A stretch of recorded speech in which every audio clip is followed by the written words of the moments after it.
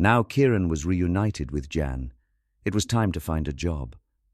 Trudging the pavements of 1970s London, he finds what could be the perfect fit, but at a cost.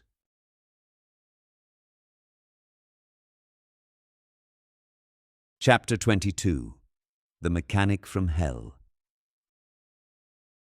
Opposite Selfridge's department store in central London, there exists a small one-way street named Balderton Street. It's a bit like an alley. At the end is a garage. Dressed in bell-bottom jeans and purple t-shirt with a Romeo-style configuration tie neck, I went inside this greasy establishment.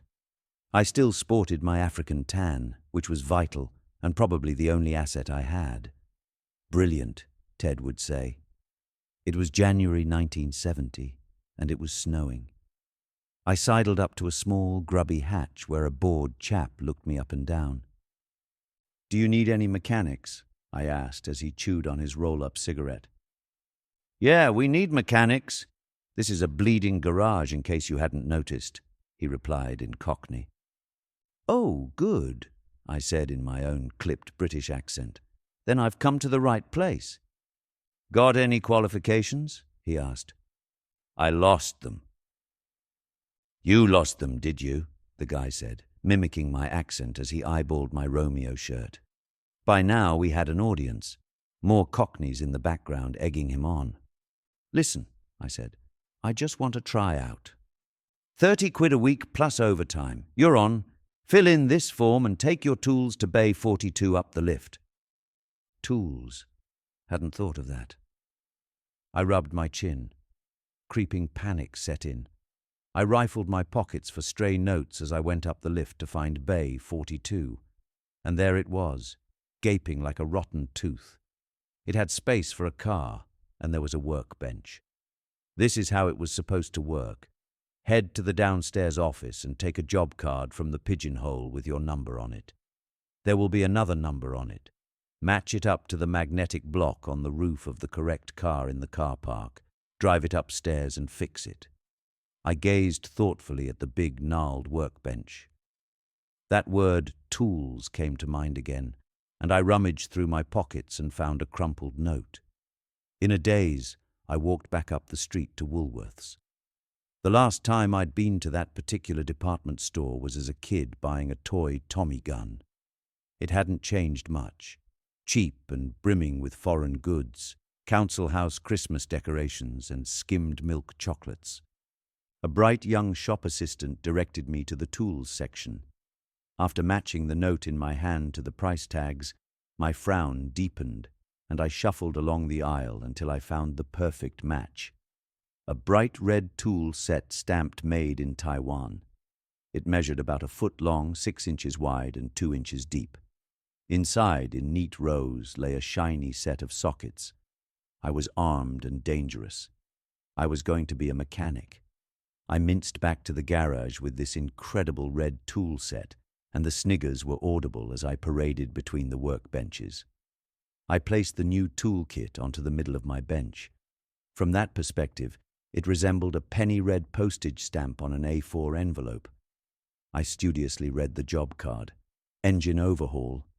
I peered into the tool set and nearly shat myself, as the kit was probably more suited to a watchmaker. I slid under the car and peered about. Not even the largest socket fitted the bolts that held the engine on. I forced it in and wrenched with the might of Samson. I could see the chrome breaking off, and after a final heave, the bloody thing broke in two. The ratchet flew across the floor and disappeared down a drain. I lay there like an accident victim. Confucius say, "Man lying under car with tool in hand, not necessarily mechanic." A voice from above belonging to a seasoned apprentice had been watching me. He came to help, and 5 minutes later we had a deal. 10% of my takings for his expertise. I was good at making deals and negotiated a further 10% with the Londoner downstairs in return for placing the easy jobs in my pigeonhole. My career was set. I was on my way, and that equivocal character thing was beginning to burst forth. For nearly 3 months I braved that hole. I tired of commuting and the deals were sapping my pay. I applied for a job nearer home. I had plenty of experience, a couple of real spanners and a huge hammer.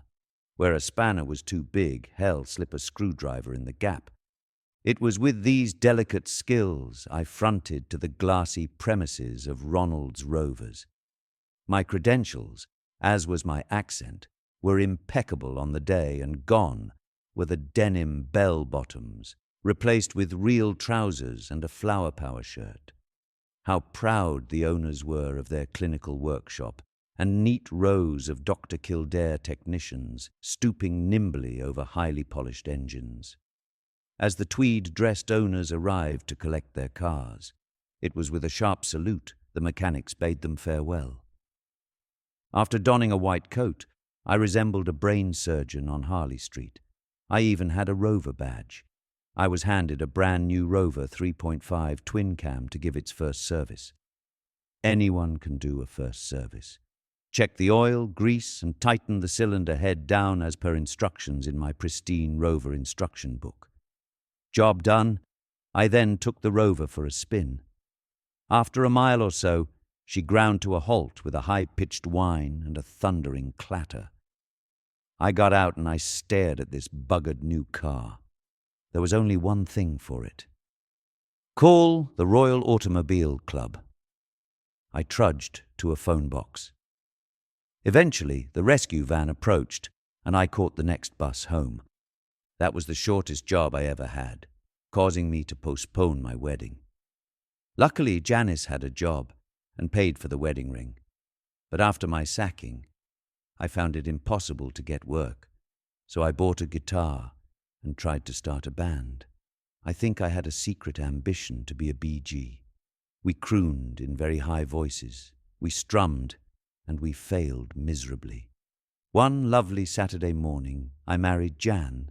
We had to travel by bus to the registry office with a few friends in tow, and afterwards her grandmother gave us a posh reception.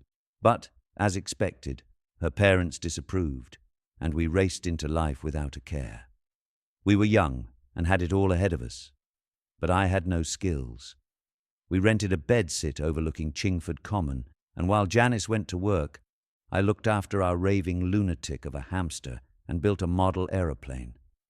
The bedsit was just that, all in one with a thin dividing wall to a single chap who we could set our clocks by. 10 o'clock, he stumbled in and farted. 10:30, belched his way between his sheets. Another series of farts, and by 11, the snoring started. In addition, our hamster's cage had a squeaky wheel, cured by sticking a tin opener in it to wedge it still. I finished my model aeroplane, and we proudly took it to Chingford Common. The balsa wood masterpiece I had so painstakingly built had an elastic drive propeller I twirled until it was ready to take flight. Up it went, taken by a soft breeze. Then the propeller stopped, and down it came and smashed into a million bits. I just left it there, scattered and blowing about. It looked like my career, nose-diving and splattering into 1,000 particles. As luck would have it, just as I was about to embark on a career as a professional photographer, Ted telegrammed me to say he wanted me back on the farm and that he had built us a house to live in. Not sure about that part. Alas, it was with glee that my new wife and I flew out of grey old England and back to the blue skies and endless horizons of Africa, to come what may.